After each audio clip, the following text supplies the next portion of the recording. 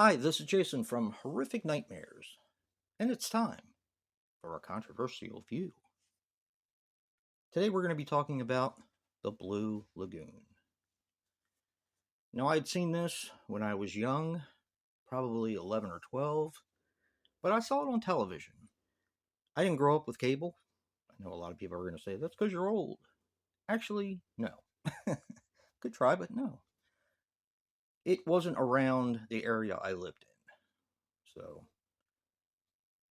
I did see it on television. Of course, there was no nudity or anything like that. But with movies like this, I know I was telling Joe this, with movies like The Blue Lagoon, I was more into horror. With horror, I wanted to see everything. So I would rent horror movies that I saw on television. This, I was pretty satisfied with just seeing the television part of it. So, all these years later, of course, this is going to be done for a controversial view. But why? Well, I originally thought that it was because of Brooke Shields being, I think, 14 at the time, and then showing nude scenes of her in the film. And apparently that's what a lot of other people thought too.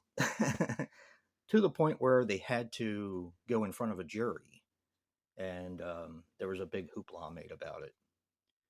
Now, that, of course, was probably hurtful for the actors, but very beneficial for the film because this was actually, in 1980, the ninth biggest movie overall. Well, come to find out that Brooke Shields had body doubles. Two of them, as a matter of fact. One broke her back. She was doing some of the body double work. She ended up getting hurt, and they asked the woman who was training the dolphins for the film if she would step in, because she basically had the same body type as Brooke Shields. She said yes, and nudity apparently wasn't a problem. But then we have our other controversial part of this film, is the story. And probably the bigger controversy, because these people, of course, grew up on this island because their boat sank. This is not a review or a plot synopsis, just giving you context. And they end up falling in love when they become of age and they start having those feelings that everyone feels. And they end up having a child together. Spoiler alert. But if you haven't seen this by now, chances are you're probably not going to see it. They're cousins. So that was also a very big controversy at the time. Now, growing up, I thought that they had no relation to each other. I probably didn't pay attention to the movie that well when I was younger. I didn't really care. But apparently, a lot of people did. And like I said, this movie caught a lot of flack for it. It's actually quite entertaining. And reading about this kind of stuff, there's so many more things I can tell you about this film in doing research and everything.